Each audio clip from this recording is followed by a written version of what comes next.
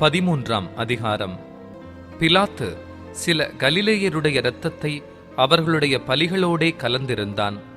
அந்த வேளையிலே அங்கே இருந்தவர்களில் சிலர் அந்த செய்தியை அவருக்கு அறிவித்தார்கள்.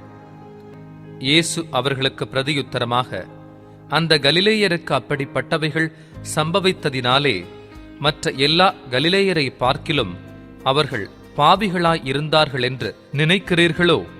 அப்படி அல்லவென்று உங்களுக்கு சொல்லுகிறேன். நீங்கள் மனம் திரும்பாமற் போனால் எல்லாரும் அப்படியே கெட்டுப் போவீர்கள்.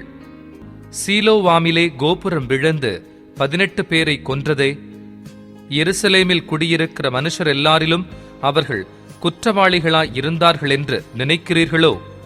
அப்படி அல்லவென்று உங்களுக்கு சொல்லுகிறேன். நீங்கள் மனம் திரும்பாமற் போனால் எல்லாரும் அப்படியே கெட்டுப் போவீர்கள் என்றார். அப்பொழுது அவர் ஒரு உவமையையும் சொன்னார். ஒருவன் தன் திராட்சத் தோட்டத்தில் ஒரு அத்திமரத்தை நட்டிருந்தான். அவன் வந்து அதிலே கனியை தேடின போது ஒன்றும் காணவில்லை. அப்பொழுது அவன் தோட்டக்காரனை நோக்கி, இதோ 3 வருஷமாய் இந்த அத்திமரத்திலே கனியை தேடி வருகிறேன், ஒன்றையும் காணவில்லை, இதை வெட்டிப் போடு, இது நிலத்தையும் ஏன் கெடுக்கிறது என்றான். அதற்கு அவன், ஐயா, இது இந்த வருஷமும் இருக்கட்டும், நான் இதை சுற்றிலும் கொத்தி எரு போடுவேன். கனி கொடுத்தால் சரி, கொடாவிட்டால் இனிமேல் இதை வெட்டி போடலாம் என்று சொன்னான் என்றார். ஒரு ஓய்வு நாளில் அவர் ஜெப ஆலயத்தில் போதகம் பண்ணிக் கொண்டிருந்தார். அப்பொழுது 18 வருஷமாய் பலவீனப்படுத்தும் ஆவியை கொண்ட ஒரு ஸ்திரீ அங்கே இருந்தாள். அவள் எவ்வளவும் நிமிரக்கூடாத கூனியாய் இருந்தாள். இயேசு அவளைக் கண்டு தம்மிடத்தில் அழைத்து, ஸ்திரீயே, உன் பலவீனத்தினின்று விடுதலையாக்கப்பட்டாய் என்று சொல்லி அவள் மேல் தமது கைகளை வைத்தார். உடனே அவள் நிமிர்ந்து தேவனை மகிமைப்படுத்தினாள்.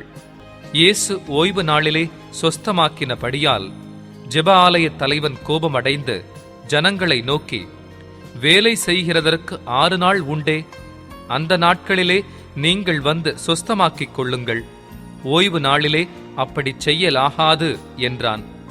கர்த்தர் அவனுக்கு பிரதியுத்தரமாக, மாயக்காரனே, உங்களில் எவனும் ஓய்வு நாளில் தன் எருதையாவது தன் கழுதையாவது தொழுவத்திலிருந்து அவிழ்த்து கொண்டு போய் அதற்கு தண்ணீர் காட்டுகிறதில்லையா? இதோ, சாத்தான் 18 வருஷமாய் கட்டியிருந்த ஆபிரகாமின் குமாரத்தியாகிய இவளை ஓய்வு நாளில் இந்த கட்டிலிருந்து அவிழ்த்துவிட வேண்டியதில்லையா என்றார். அவர் அப்படிச் சொன்னபோது அவரை விரோதித்திருந்த அனைவரும் வெட்கப்பட்டார்கள். ஜனங்கள் எல்லாரும் அவரால் செய்யப்பட்ட சகல மகிமையான செய்கைகளை குறித்தும் சந்தோஷப்பட்டார்கள். அவர் அவர்களை நோக்கி, தேவனுடைய ராஜ்யம் எதற்கு ஒப்பாயிருக்கிறது? அதை எதற்கு ஒப்பிடுவேன்? அது ஒரு கடுகு விதைக்கு ஒப்பாயிருக்கிறது. அதை ஒரு மனுஷன் எடுத்து தன் தோட்டத்திலே போட்டான். அது வளர்ந்து பெரிய மரமாயிற்று. ஆகாயத்து பறவைகள் வந்து அதன் கிளைகளில் அடைந்தது என்றார். மேலும் அவர், தேவனுடைய ராஜ்யத்தை நான் எதற்கு ஒப்பிடுவேன்? அது புளித்த மாவுக்கு ஒப்பாயிருக்கிறது. அதை ஒரு ஸ்திரீ எடுத்து முழுவதும் புளிக்கும் வரைக்கும் 3 படி மாவிலே அடக்கி வைத்தாள் என்றார். அவர் எருசலேமுக்கு பிரயாணமாய் போகும்போது பட்டணங்கள் தோறும் கிராமங்கள் தோறும் உபதேசம் பண்ணிக்கொண்டு போனார். அப்பொழுது ஒருவன் அவரை நோக்கி, ஆண்டவரே, ரட்சிக்கப்படுகிறவர்கள் சில பேர் தானோ என்று கேட்டான். அதற்கு அவர், இடுக்கமான வாசல் வழியாய் உட்பிரவேசிக்க பிரயாசப்படுங்கள். அநேகர் உட்பிரவேசிக்க வகை தேடினாலும் அவர்களாலே கூடாமற் போகும் என்று உங்களுக்குச் சொல்லுகிறேன்.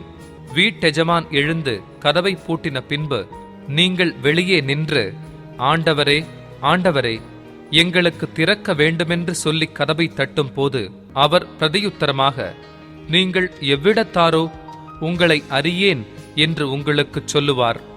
அப்பொழுது நீங்கள், உம்முடைய சமூகத்தில் போஜனபானம் பண்ணினோமே, நீர் எங்கள் வீதிகளில் போதகம் பண்ணினீரே என்று சொல்லுவீர்கள்.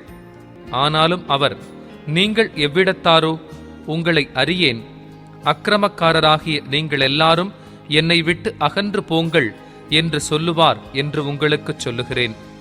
நீங்கள் ஆபிரகாமையும் ஈசாக்கையும் யாக்கோபையும் சகல தீர்க்க தரிசிகளையும் தேவனுடைய ராஜ்யத்தில் இருக்கிறவர்களாகவும் உங்களையோ புறம்பே தள்ளப்பட்டவர்களாகவும் காணும் போது உங்களுக்கு அழுகையும் பற்கடிப்பும் அங்கே உண்டாயிருக்கும்.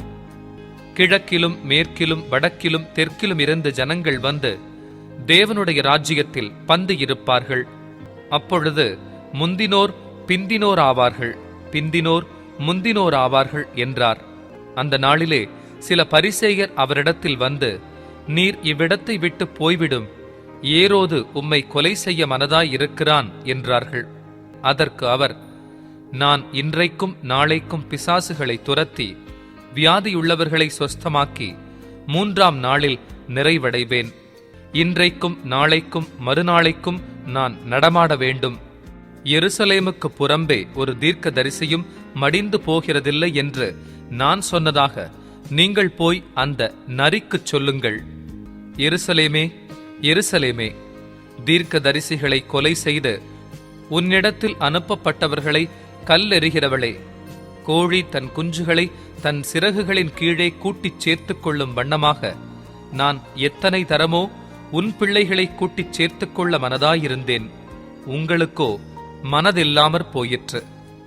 35. இதோ உங்கள் வீடு உங்களுக்கு பாழாக்கிவிடப்படும். கர்த்தருடைய நாமத்தினாலே வருகிறவர் ஸ்தோத்தரிக்கப்பட்டவர் என்று நீங்கள் சொல்லும் காலம் வருமளவும் என்னை காணாதிருப்பீர்கள் என்று மெய்யாகவே உங்களுக்குச் சொல்லுகிறேன் என்றார். 14ஆம் அதிகாரம். ஒரு ஓய்வு நாளிலே பரிசேயரில் தலைவனாகிய ஒருவனுடைய வீட்டிலே அவர் போஜனம் பண்ணும்படிக்கு போயிருந்தார். அப்பொழுது நீர்க்கோவை வியாதியுள்ள ஒரு மனுஷன் அவருக்கு முன்பாக இருந்தான். என்ன செய்வாரோவென்று ஜனங்கள் அவர் மேல் நோக்கமாயிருந்தார்கள். இயேசு நியாய சாஸ்திரிகளையும் பரிசேயரையும் பார்த்து, ஓய்வு நாளிலே சொஸ்தமாக்குகிறது நியாயமா என்று கேட்டார். அதற்கு அவர்கள் பேசாமல் இருந்தார்கள். அப்பொழுது அவர் அவனை அழைத்து சொஸ்தமாக்கி அனுப்பிவிட்டு அவர்களை நோக்கி, உங்களில் ஒருவனுடைய கழுதையாவது எருதாவது ஓய்வு நாளில் துறவிலே விழுந்தால் அவன் அதை உடனே தூக்கிவிடானோ என்றார். அதற்கு உத்தரவு சொல்ல அவர்களால் கூடாமற் போயிற்று. விருந்துக்கு அழைக்கப்பட்டவர்கள் பந்தியில் முதன்மையான இடங்களை தெரிந்து கொண்டதை அவர் பார்த்து அவர்களுக்கு ஒரு உவமையைச் சொன்னார். ஒருவனால் கல்யாணத்துக்கு நீ அழைக்கப்பட்டிருக்கும் போது பந்தியில் முதன்மையான இடத்தில் உட்காராதே. உன்னிலும் கனமுள்ளவன் ஒருவேளை அவனால் அழைக்கப்பட்டிருப்பான். அப்பொழுது உன்னையும் அவனையும் அழைத்தவன் உன்னிடத்தில் வந்து இவருக்கு இடங்கொடு என்பான். அப்பொழுது நீ வெட்கத்தோடே தாழ்ந்த இடத்திற்கு போக வேண்டியதாயிருக்கும். நீ அழைக்கப்பட்டிருக்கும் போது போய் தாழ்ந்த இடத்தில் உட்காரு. அப்பொழுது உன்னை அழைத்தவன் வந்து, சிநேகிதனே, உயர்ந்த இடத்தில் வாரும் என்று சொல்லும்போது உன்னுடனே கூட பந்தி இருக்கிறவர்களுக்கு முன்பாக உனக்கு கனம் உண்டாகும். தன்னைத்தான் உயர்த்துகிறவன் எவனும் தாழ்த்தப்படுவான், தன்னைத்தான் தாழ்த்துகிறவன் உயர்த்தப்படுவான் என்றார். அன்றியும் அவர் தம்மை விருந்துக்கு அழைத்தவனை நோக்கி, நீ பகல் விருந்தாவது ரா விருந்தாவது பண்ணும்போது உன் சிநேகிதரையாகிலும் உன் சகோதரரையாகிலும் உன் பந்து ஜனங்களையாகிலும் ஐஸ்வர்யமுள்ள அயலகத்தாரையாகிலும் அழைக்க வேண்டாம். அழைத்தால் அவர்களும் உன்னை அழைப்பார்கள். அப்பொழுது உனக்கு பதிலுக்கு பதில் செய்ததாகும். நீ விருந்து பண்ணும்போது ஏழைகளையும் ஊனரையும் சப்பாணிகளையும் குருடரையும் அழைப்பாயாக. அப்பொழுது நீ பாக்கியவானாயிருப்பாய். அவர்கள் உனக்கு பதில் செய்ய மாட்டார்கள். நீதிமான்களின் உயிர்த்தெழுதலில் உனக்கு பதில் செய்யப்படும் என்றார். அவரோடே கூட பந்தியிருந்தவர்களில் ஒருவன் இவைகளை கேட்டபொழுது அவரை நோக்கி, தேவனுடைய ராஜ்யத்தில் போஜனம் பண்ணுகிறவன் பாக்கியவான் என்றான். அதற்கு அவர், ஒரு மனுஷன் பெரிய விருந்தை ஆயத்தம் பண்ணி அநேகரை அழைப்பித்தான். விருந்து வேளையில் தன் ஊழியக்காரனை நோக்கி, நீ அழைக்கப்பட்டவர்களிடத்தில் போய் எல்லாம் ஆயத்தமாயிருக்கிறது, வாருங்கள் என்று சொல் என்று அவனை அனுப்பினான். அவர்கள் எல்லாரும் போக்குச் சொல்லத் தொடங்கினார்கள். ஒருவன், ஒரு வயலைக் கொண்டேன், நான் அகத்தியமாய்ப் போய் அதை பார்க்க வேண்டும், என்னை மன்னிக்கும்படி வேண்டிக் கொள்ளுகிறேன் என்றான். வேறொருவன், 5 மாடு கொண்டேன், அதைச் சோதித்து பார்க்கப் போகிறேன், என்னை மன்னிக்கும்படி வேண்டிக் கொள்ளுகிறேன் என்றான். வேறொருவன், பெண்ணை விவாகம் பண்ணினேன், அதனால் நான் வரக்கூடாது என்றான். அந்த ஊழியக்காரன் வந்து இவைகளை தன் எஜமானுக்கு அறிவித்தான். அப்பொழுது வீட்டெஜமான் கோபமடைந்து தன் ஊழியக்காரனை நோக்கி, நீ பட்டணத்தின் தெருக்களிலும் வீதிகளிலும் சீக்கிரமாய்ப் போய் ஏழைகளையும் ஊனரையும் சப்பாணிகளையும் குருடரையும் இங்கே கூட்டிக் கொண்டு வா என்றான். 22. ஊழியக்காரன் அப்படியே செய்து, ஆண்டவரே, நீர் கட்டளையிட்டபடி செய்தாயிற்று, இன்னும் இடம் இருக்கிறது என்றான். அப்பொழுது எஜமான் ஊழியக்காரனை நோக்கி, நீ பெருவழிகளிலும் வேலிகள் அருகிலும் போய் என் வீடு நிறையும்படியாக ஜனங்களை உள்ளே வரும்படி வருந்தி கூட்டிக் கொண்டு வா. அழைக்கப்பட்டிருந்த அந்த மனுஷரில் ஒருவனாகிலும் என் விருந்தை ருசி பார்ப்பதில்லை என்று உங்களுக்குச் சொல்லுகிறேன் என்றான் என்று சொன்னார். பின்பு அநேக ஜனங்கள் அவரோடே கூட பிரயாணமாய்ப் போகையில் அவர்களிடமாய் அவர் திரும்பி பார்த்து, யாதொருவன் என்னிடத்தில் வந்து தன் தகப்பனையும் தாயையும் மனைவியையும் பிள்ளைகளையும் சகோதரரையும் சகோதரிகளையும் தன் ஜீவனையும் வெறுக்காவிட்டால் எனக்கு சீஷனாயிருக்க மாட்டான். தன் சிலுவையைச் சுமந்து கொண்டு எனக்கு பின் செல்லாதவன் எனக்கு சீஷனாயிருக்க மாட்டான். உங்களில் ஒருவன் ஒரு கோபுரத்தை கட்ட மனதாயிருந்து அஸ்திபாரம் போட்ட பின்பு முடிக்க திராணியில்லாமற் போனால், பார்க்கிறவர்கள் எல்லாரும், இந்த மனுஷன் கட்டத் தொடங்கி முடிக்க திராணியில்லாமற் போனான் என்று சொல்லி தன்னை பரியாசம் பண்ணாதபடிக்கு அதை கட்டி தீர்க்கிறதற்கு தனக்கு நிர்வாகம் உண்டோ இல்லையோ என்று முன்பு அவன் உட்கார்ந்து செல்லும் செலவை கணக்கு பாராமலிருப்பானோ? அன்றியும் ஒரு ராஜா மற்றொரு ராஜாவோடே யுத்தம் செய்யப் போகிறபோது தன்மேல் 20,000 சேவகரோடே வருகிற அவனைத்தான் 10,000 சேவகரைக் கொண்டு எதிர்க்க கூடுமோ கூடாதோ என்று முன்பு உட்கார்ந்து ஆலோசனை பண்ணாமலிருப்பானோ? கூடாதென்று கண்டால் மற்றவன் இன்னும் தூரத்திலிருக்கும் போதே ஸ்தானாபதிகளை அனுப்பி சமாதானத்துக்கானவைகளை கேட்டுக்கொள்வானே. அப்படியே உங்களில் எவனாகிலும் தனக்கு உண்டானவைகளையெல்லாம் வெறுத்து விடாவிட்டால் அவன் எனக்கு சீஷனாயிருக்க மாட்டான். உப்பு நல்லதுதான். உப்பு சாரமற்றுப் போனால் எதினால் சாரமாக்கப்படும்? அது நிலத்துக்காகிலும் எருவுக்காகிலும் உதவாது. அதை வெளியே கொட்டிப் போடுவார்கள். கேட்கிறதுக்கு காதுள்ளவன் கேட்கக் கடவன் என்றார். 15ஆம் அதிகாரம். சகல ஆயக்காரரும் பாவிகளும் அவருடைய வசனங்களை கேட்கும்படி அவரிடத்தில் வந்து சேர்ந்தார்கள். அப்பொழுது பரிசேயரும் வேத பாரகரும் முறுமுறுத்து, இவர் பாவிகளை ஏற்றுக்கொண்டு அவர்களோடே சாப்பிடுகிறார் என்றார்கள். அவர்களுக்கு அவர் சொன்ன உவமையாவது, உங்களில் ஒரு மனுஷன் 100 ஆடுகளை உடையவனாயிருந்து அவைகளில் ஒன்று காணாமற் போனால் 99 ஆடுகளையும் வனாந்தரத்திலே விட்டு காணாமற் போன ஆட்டை கண்டுபிடிக்கும் அளவும் தேடித் திரியானோ? கண்டுபிடித்த பின்பு அவன் சந்தோஷத்தோடே அதை தன் தோள்களின் மேல் போட்டுக்கொண்டு வீட்டுக்கு வந்து சிநேகிதரையும் அயலகத்தாரையும் கூட வரவழைத்து, காணாமற் போன என் ஆட்டை கண்டுபிடித்தேன், என்னோடு கூட சந்தோஷப்படுங்கள் என்பான் அல்லவா? அதுபோல மனம் திரும்ப அவசியமில்லாத 99 நீதிமான்களை குறித்து சந்தோஷம் உண்டாகிறதை பார்க்கிலும் மனம் திரும்புகிற ஒரே பாவிய நிமித்தம் பரலோகத்தில் மிகுந்த சந்தோஷம் உண்டாயிருக்கும் என்று உங்களுக்குச் சொல்லுகிறேன். அன்றியும் ஒரு ஸ்திரீ 10 வெள்ளிக்காசை உடையவளாயிருந்து அதில் ஒரு வெள்ளிக்காசு காணாமற் போனால் விளக்கை கொளுத்தி வீட்டை பெருக்கி அதை கண்டுபிடிக்கிற வரைக்கும் ஜாக்கிரதையாய் தேடாமல் இருப்பாளோ? கண்டுபிடித்த பின்பு தன் சிநேகிதிகளையும் அயல் வீட்டுக்காரிகளையும் கூட வரவழைத்து, காணாமற் போன வெள்ளிக்காசை கண்டுபிடித்தேன், என்னோடு கூட சந்தோஷப்படுங்கள் என்பாள் அல்லவா?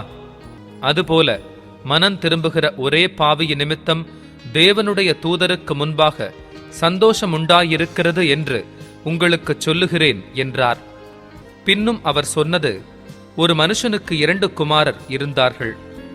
அவர்களில் இளையவன் தகப்பனை நோக்கி, தகப்பனே, ஆஸ்தியில் எனக்கு வரும் பங்கை எனக்கு தரவேண்டும் என்றான். அந்தப்படி அவன் அவர்களுக்கு தன் ஆஸ்தியை பங்கிட்டுக் கொடுத்தான்.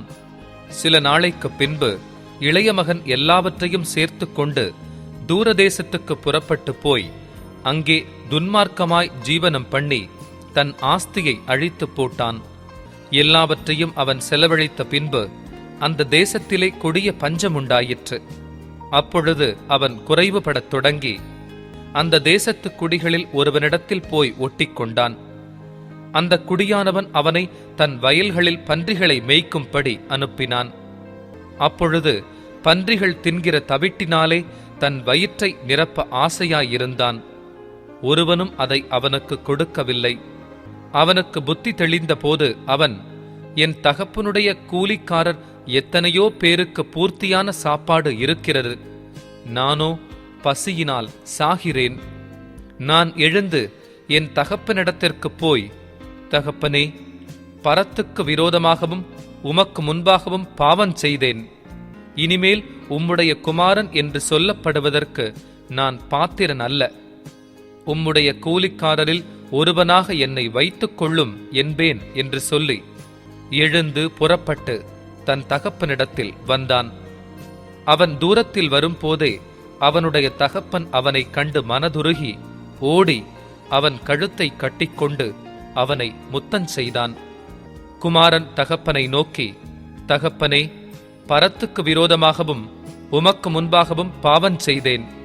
இனிமேல் உம்முடைய குமாரன் என்று சொல்லப்படுவதற்கு நான் பாத்திரன் அல்ல என்று சொன்னான். அப்பொழுது தகப்பன் தன் ஊழியக்காரரை நோக்கி, நீங்கள் உயர்ந்த வஸ்திரத்தை கொண்டு வந்து இவனுக்கு உடுத்தி இவன் கைக்கு மோதிரத்தையும் கால்களுக்கு பாதரட்சைகளையும் போடுங்கள். கொடுத்த கன்றை கொண்டு வந்து அடியுங்கள். நாம் புசித்து சந்தோஷமாயிருப்போம். என் குமாரனாகிய இவன் மரித்தான், திரும்பவும் உயிர்த்தான், காணாமற் போனான், திரும்பவும் காணப்பட்டான் என்றான். அப்படியே அவர்கள் சந்தோஷப்படத் தொடங்கினார்கள். அவனுடைய மூத்த குமாரன் வயலில் இருந்தான். அவன் திரும்பி வீட்டுக்கு சமீபமாய் வருகிற போது கீத வாத்தியத்தையும் நடனக் களிப்பையும் கேட்டு ஊழியக்காரரில் ஒருவனை அழைத்து, இதென்ன என்று விசாரித்தான். அதற்கு அவன், உம்முடைய சகோதரன் வந்தார். அவர் மறுபடியும் சுகத்துடனே உம்முடைய தகப்பனிடத்தில் வந்து சேர்ந்தபடியினாலே அவருக்காக கொழுத்த கன்றை அடிப்பித்தார் என்றான். அப்பொழுது அவன் கோபமடைந்து உள்ளே போக மனதில்லாதிருந்தான். தகப்பனோ வெளியே வந்து அவனை வருந்தி அழைத்தான்.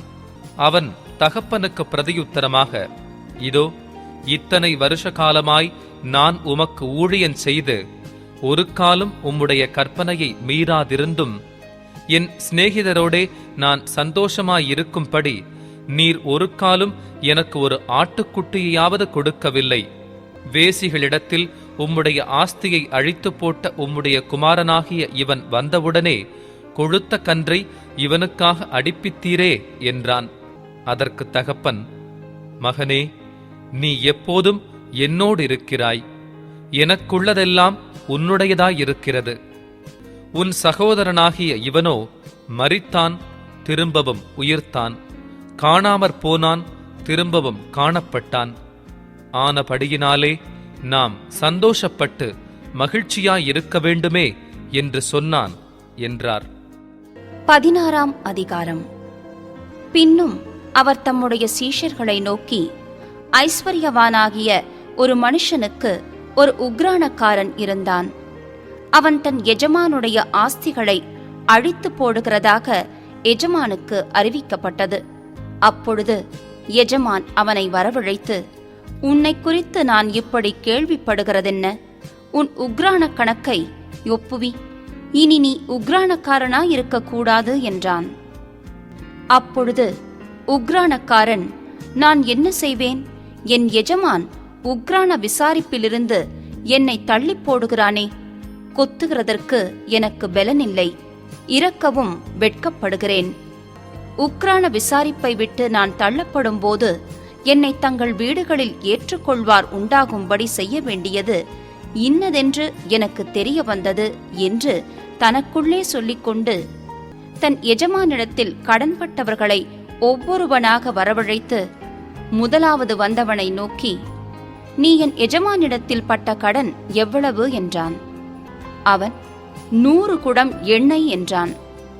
அப்பொழுது உக்ரானக்காரன் அவனை நோக்கி, நீ உன் சீட்டை வாங்கி உட்கார்ந்து 50 என்று சீக்கிரமாய் எழுது என்றான். பின்பு அவன் வேறொருவனை நோக்கி, நீ பட்ட கடன் எவ்வளவு என்றான். அவன் 100 கலம் கோதுமை என்றான். அப்பொழுது அவன், நீ உன் சீட்டை வாங்கி 80 என்று எழுது என்றான். அநீதியுள்ள உக்ரானக்காரன் புத்தியாய்ச் செய்தான் என்று எஜமான் கண்டு அவனை மெச்சிக்கொண்டான். இவ்விதமாய் ஒளியின் பிள்ளைகளை பார்க்கிலும் இந்த பிரபஞ்சத்தின் பிள்ளைகள் தங்கள் சந்ததியில் அதிக புத்திமான்களாயிருக்கிறார்கள். நான் உங்களுக்கு சொல்லுகிறேன், நீங்கள் மாளும்போது உங்களை நித்தியமான வீடுகளிலே ஏற்றுக்கொள்வாருண்டாகும்படி அநீதியான உலகப் பொருளால் உங்களுக்கு சிநேகிதரை சம்பாதியுங்கள். கொஞ்சத்திலே உண்மையுள்ளவன் அநேகத்திலும் உண்மையுள்ளவனாயிருக்கிறான். கொஞ்சத்திலே அநீதியுள்ளவன் அநேகத்திலும் அநீதியுள்ளவனாயிருக்கிறான். அநீதியான உலகப் பொருளை பற்றி நீங்கள் உண்மையாயிராவிட்டால் யார் உங்களை நம்பி உங்களிடத்தில் மெய்யான பொருளை ஒப்புவிப்பார்கள்? வேறொருவனுடைய காரியத்தில் நீங்கள் உண்மையுள்ளவர்களாயிராவிட்டால் உங்களுக்கு யாதொன்றை சொந்தமாக கொடுப்பவர் யார்? எந்த ஊழியக்காரனும் 2 எஜமான்களுக்கு ஊழியம் செய்யக்கூடாது. ஒருவனை பகைத்து மற்றவனை சிநேகிப்பான், அல்லது ஒருவனை பற்றிக் கொண்டு மற்றவனை அசட்டை பண்ணுவான். தேவனுக்கும் உலக பொருளுக்கும் ஊழியம் செய்ய உங்களாலே கூடாது என்றார். இவைகளையெல்லாம் பொருளாசைக்காரராகிய பரிசேயரும் கேட்டு அவரை பரியாசம் பண்ணினார்கள். அவர் அவர்களை நோக்கி, நீங்கள் மனுஷர் முன்பாக உங்களை நீதிமான்களாக காட்டுகிறீர்கள்.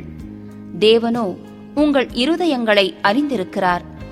மனுஷருக்குள்ளே மேன்மையாக எண்ணப்படுகிறது தேவனுக்கு முன்பாக அருவருப்பாயிருக்கிறது.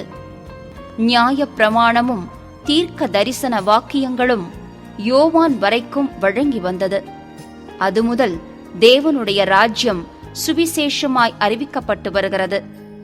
யாவரும் பலவந்தமாய் அதில் பிரவேசிக்கிறார்கள். வேதத்தில் ஒரு எழுத்தின் உறுப்பு அவமாய்ப் போவதை பார்க்கிலும் வானமும் பூமியும் ஒழிந்து போவது எளிதாயிருக்கும். தன் மனைவியை தள்ளிவிட்டு வேறொருத்தியை விவாகம் பண்ணுகிறவன் விபசாரம் செய்கிறான். புருஷனாலே தள்ளப்பட்டவளை விவாகம் பண்ணுகிறவனும் விபசாரம் செய்கிறான். ஐஸ்வர்யமுள்ள ஒரு மனுஷன் இருந்தான். அவன் இரத்தாம்பரமும் விலையேற பெற்ற வஸ்திரமும் தரித்து அனுதினமும் சம்பிரமமாய் வாழ்ந்து கொண்டிருந்தான். லாசரு என்னும் பேர் கொண்ட ஒரு தரித்திரனும் இருந்தான். அவன் பருக்கள் நிறைந்தவனாய் அந்த ஐஸ்வர்யவானுடைய வாசலருகே கிடந்து அவனுடைய மேஜையிலிருந்து விழுந்துணிக்கைகளாலே தன் பசியை ஆற்ற ஆசையாயிருந்தான். நாய்கள் வந்து அவன் பருக்களை நக்கிற்று. பின்பு அந்த தரித்திரன் மரித்து தேவதூதரால் ஆபிரகாமுடைய மடியிலே கொண்டு போய் விடப்பட்டான். ஐஸ்வர்யவானும் மரித்து அடக்கம் பண்ணப்பட்டான். பாதாளத்திலே அவன் வேதனைப்படுகிறபோது தன் கண்களை ஏறெடுத்து தூரத்திலே ஆபிரகாமையும் அவன் மடியிலே லாசருவையும் கண்டான். அப்பொழுது அவன், தகப்பனாகிய ஆபிரகாமே, நீர் எனக்கு இரங்கி லாசரு தன் விரலின் நுனியை தண்ணீரில் தோய்த்து என் நாவை குளிரப் பண்ணும்படி அவனை அனுப்ப வேண்டும். இந்த அக்னி ஜுவாலையில் வேதனைப்படுகிறேனே என்று கூப்பிட்டான். அதற்கு ஆபிரகாம், மகனே, நீ பூமியிலே உயிரோடு இருக்கும் காலத்தில் உன் நன்மைகளை அனுபவித்தாய். லாசருவும் அப்படியே தீமைகளை அனுபவித்தான். அதை நினைத்துக்கொள். இப்பொழுது அவன் தேற்றப்படுகிறான், நீயோ வேதனைப்படுகிறாய். அதுவும் அல்லாமல் இவ்விடத்திலிருந்து உங்கள் இடத்திற்கு கடந்து போகவும் அவ்விடத்திலிருந்து எங்களிடத்திற்கு கடந்து வரவும் மனதுள்ளவர்களுக்கு கூடாதபடிக்கு எங்களுக்கும் உங்களுக்கும் நடுவே பெரும் பிளப்பு உண்டாக்கப்பட்டிருக்கிறது என்றான். அப்பொழுது அவன், அப்படியானால் தகப்பனே, எனக்கு 5 பேர் சகோதரர் உண்டு. அவர்களும் வேதனையுள்ள இந்த இடத்துக்கு வராதபடி அவன் போய் அவர்களுக்கு சாட்சியாக அறிவிக்கும் பொருட்டு நீர் அவனை என் தகப்பன் வீட்டுக்கு அனுப்பும்படி உம்மை வேண்டிக் கொள்ளுகிறேன் என்றான். ஆபிரகாம் அவனை நோக்கி, அவர்களுக்கு மோசேயும் தீர்க்கதரிசிகளும் உண்டு, அவர்களுக்கு அவர்கள் செவி கொடுக்கட்டும் என்றான். அதற்கு அவன், அப்படியல்ல தகப்பனாகிய ஆபிரகாமே, மரித்தோரிலிருந்து ஒருவன் அவர்களிடத்திற்கு போனால் மனம் திரும்புவார்கள் என்றான். அதற்கு அவன், அவர்கள் மோசேக்கும் தீர்க்கதரிசிகளுக்கும் செவிகொடாவிட்டால் மரித்தோரிலிருந்து ஒருவன் எழுந்து போனாலும் நம்ப மாட்டார்கள் என்று சொன்னான் என்றார்.